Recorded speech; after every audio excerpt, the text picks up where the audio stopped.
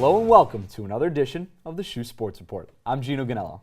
And I'm Alex Perlino. Gino, I can't believe September is already coming to a close. Yeah, absolutely, Alex. You know, it doesn't feel like fall weather out there, but it certainly is fall, and some of our teams are even starting conference play already.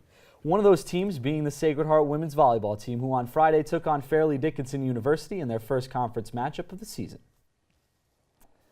Pios got off to a quick start, but a good run by FDU allowed them to take the lead and the set 25-21. Down 1-0, SHU had to turn it up, and despite falling behind big early, they stormed back to win the set 25-23 from redshirt freshman Rihanna McNamee's kill to tie the match at 1. From there, it was all Pioneers as they led for almost the entirety of the final two sets, falling behind just briefly midway through the third, winning them both 25-21 and 25-14 respectively. SHU would take the match 3-1 in 4 sets and earn their first conference win of the season. The Pioneers had 4 players with double-digit kills, led by Liesl Nellis, who had 17 on the day. SHU will travel to Robert Morris on Friday to continue conference play before taking on St. Francis University on the road on Saturday.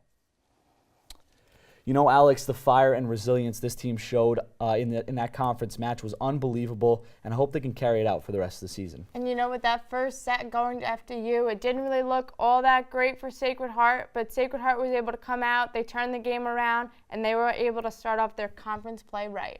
Yeah, absolutely, and it was a close one, but not the only close one this weekend, as football had quite a close one themselves. So why don't you tell us a little bit about that? Yes, they did, Gino. That's right. The Sacred Heart football team closed out their 3-game road trip this past Saturday as they took on the Bucknell Bison at Christy Matherson Memorial Stadium. This would mark the third ever meeting between the two teams. SHU football had fought hard in a constant uphill battle as the team rallied back from not one, but 2 double-digit deficits to the Bison, tying them heading into the final minute of the game. Ultimately, a 46-yard field goal by Bucknell on the last play of regulation would seal the Pioneers' fate, handing them their second loss of the season, 34-31.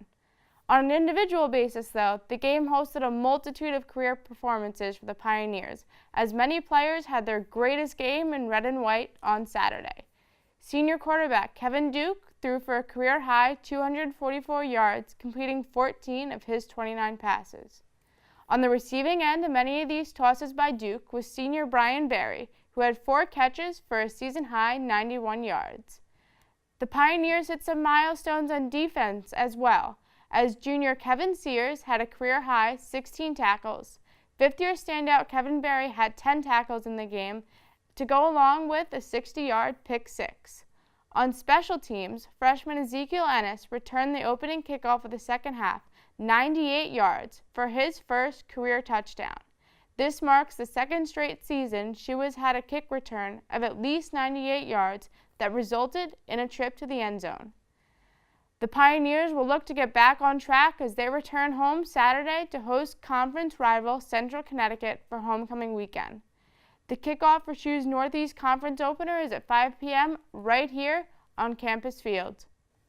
With more on homecoming week here at Campus Field, we had Allison Gaskins catch up with some of the football team. Thanks, guys. I'm here with Jake Davis, senior defensive lineman for Sacred Heart University. And Jake, this is going into your 4th homecoming game.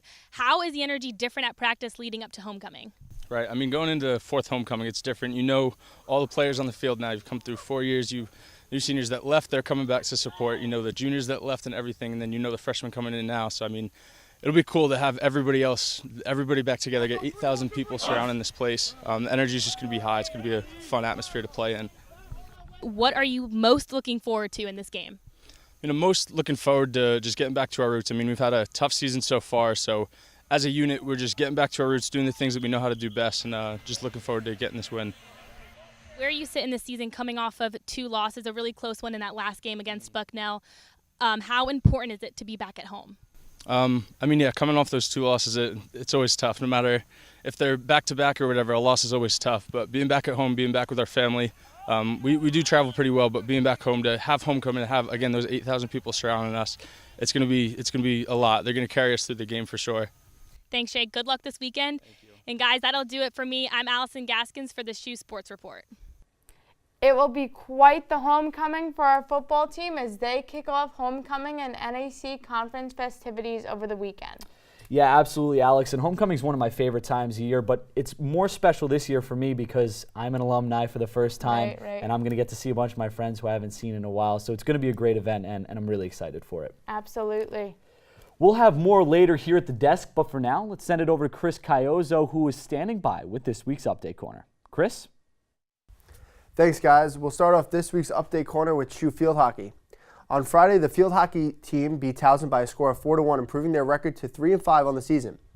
Junior Allie Brohard, sophomore Kelsey Hopkins, senior Lauren Lawson, and freshman Bridget Laricha tallied a goal each, securing the solid victory for Sacred Heart. This has been the first time since September of 2013 since the Pioneers have scored 4 goals in a single game. Freshman goalie Haley Power got plenty of assistance from the defense as Towson went 35 minutes without a shot. The Pioneers then traveled to Temple but lost a close one, 3-2 in overtime. Their overall non-conference record goes to 3-6, and they open up conference play Friday on the road against Monmouth at 4 p.m. The game will be featured on ESPN3 for any Pio fans wanting to watch from home. The Sacred Heart women's tennis team competed at Army Invitational this past weekend. The Sacred Heart number 2 doubles pair freshmen Kira Tobia and Sabrina Navarro reached the semifinals of the main draw by posting a 6-4 win over Marist and a 6-4 win over FDU in the round of 16. Coach Beauregard was very happy with how the girls played and saw improvement from the Quinnipiac Invitational. The Sacred Heart women's tennis team won 7-0 at Monmouth University on Tuesday afternoon. The victory was the first collegiate coach win for newly hired coach William Beauregard, with changes made to the lineup, moving freshman Kira Tobia up from number 3 singles to number 2 and putting together sophomore Adrian Alfonso with freshman Laura Krievi on third doubles for the match. The Pioneers returned to action on October 12th when they traveled to Quinnipiac. The Sacred Heart women's golf team traveled to New Hampshire on Sunday, placing 6th overall in the Dartmouth Invitational. Junior Chelsea Sedler kept the Pioneers in range for the weekend.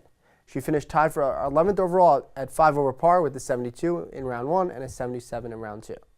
The Pioneers head to Hartford for the Hartford Hawks Fall Invitational this weekend. The Sacred Heart women's rugby team fell short visiting NAIRA school Bowdoin College 41-36 on Saturday. The Pios were on a comeback from being down 29-12 at the half, outscoring the Bears 12-24 in the second half. Unfortunately, time was not on their side as the loss drops the Pioneer record to 2-1. Freshman Isabel Cuddy had 4 tries for the Pioneers along with a game high of 6 runs of 20. SHU had 14 lineouts and 4 scrum possessions during the game. SHU Rugby travels to the University of New England this Saturday, September 30th. That's all we have for the Update Corner, but for more on SHU Rugby, we have Adam Chambers with Rugby head coach Michelle Reed. Adam? Thanks, Chris. For this week's Coach's Corner, we have Rugby head coach Michelle Reed with us. Coach, thank you for coming on the show. Thank you for having me. A 2-1 record on the season with all 3 games at home. How has the adjustment been moving to your new facility on Park Ave Field? It's actually been really great having the field over there. It's regulation size, and that's hard at our level or below to find a field that size. They're usually smaller. So it gives us a lot of space to run our plays and to be able to broaden our strategies that we use out on that field and condition us. But it has the right rugby lines that are permanent, so you know it's rugby. And we also have posts that actually were the ones that were in the Olympics. So it's a very high quality facility for us, and we appreciate having that over there. The team has put up an impressive 217 points for the first 3 games. What kind of game plan has been implemented on the practice field to generate that kind of offense? First, it comes with off the field for us. It's we had a lot of time building our team culture and what we expect from the players, and we expect that off the field and on the field. So we've been doing a lot of learning how to know how to work with each other, accept each other, and play for each other, and that comes over in the practice field, and a lot of conditioning, a lot of running. With a roster filled with many underclassmen, how vital has it been to get great contributions from freshmen Isabel Cuddy and sophomore Kaylee Hale, to just to name a few? Yeah, our incoming class has been very instrumental in implementing our plan.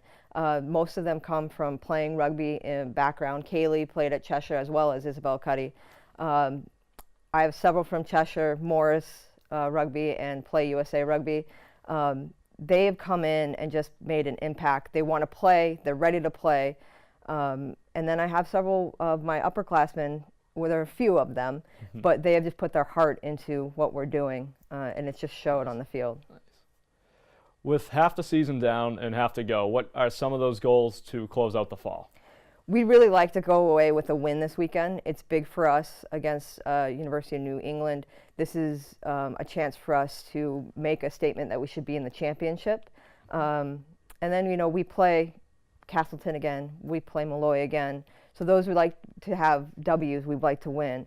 But all in all, if we get better every game, that's our goal. Nice. Coach, thanks for coming in and give us some insight on the rugby season so far. Thank you for having me. I appreciate it. From all of us here at the SHU Sports Report, we want to wish you the best of luck for the rest of your season. Thank you. Now let's send it back to the desk for more Sacred Heart Sports. Thanks, Adam. And Alex, you know, some pretty interesting stuff there on one of our newest varsity teams. Let's hope they can continue their success here in this second season. Absolutely, Gino. We had a really interesting weekend for the men's and women's cross-country teams of Sacred Heart, as they had an outstanding outing at the 15th annual Ted Owens Cross Country Invitational that took place at Stanley Quarter Park in New Britain. The Pioneers showed up ready to race, and Gino, did they really run away with this thing? Literally. The Pioneers were the sole first place winners of both the men's 8K and the women's 5K. The men earned their #1 spot with an average time of 27:02 in their race against 8 other Division I teams. Senior Trevor Guerrera and Junior Timothy Lottler placed 2nd and 3rd respectively out of a group of 85 runners. Guerrera shaved nearly a minute off of his time from freshman year, placing at 26:24, and Lottner off 2 minutes from his race time during the 2014 season, coming in just 10 seconds behind his teammate. 6th overall and 3rd for the Pioneers was sophomore Gilmore Barrios. Sacred Heart had 4 runners finishing in the top 10 of this 8K. The Sacred Heart women achieved the same outcome as they also placed first in the women's 5K in a field with 7 other NEC division rivals. The Pioneer women accounted for half of the top 10 best times of the weekend. Senior Kate Stevenson placed first in the entire race of nearly 100 girls. Stevenson crushed her cross-country personal best while winning her 2nd collegiate cross-country title. She ran a final time of 18 minutes and 11 seconds while crossing the team finish line in 1 hour and 32 minutes, grabbing the top spot in the event for the Sacred Heart team. Right behind her was teammate and Sacred Heart junior Tara Connolly, who finished just 2 seconds behind Stevenson, taking the 2nd overall spot in the race. Jody DeCiccio made her season debut as SHU's 3rd runner to cross the line, landing 5th overall with a time of 18 minutes and 38 seconds. Not a bad way to close your September, as the Sacred Heart men's and women's cross-country teams both look to continue their winning ways at the 106th annual New England Cross Country Championship at Franklin Park in Boston, Massachusetts on Saturday, October 3rd. Quite the way to bring in fall for both cross-country teams. Yeah, absolutely, Alex, and let's hope they can continue that success, and we can talk about them even more on this show as the weeks go by. On that note, we'll wrap up this week's edition of the SHU Sports Report. From all of us here, I'm Gino Ganello. And I'm Alex Pedalino. Thanks for tuning in.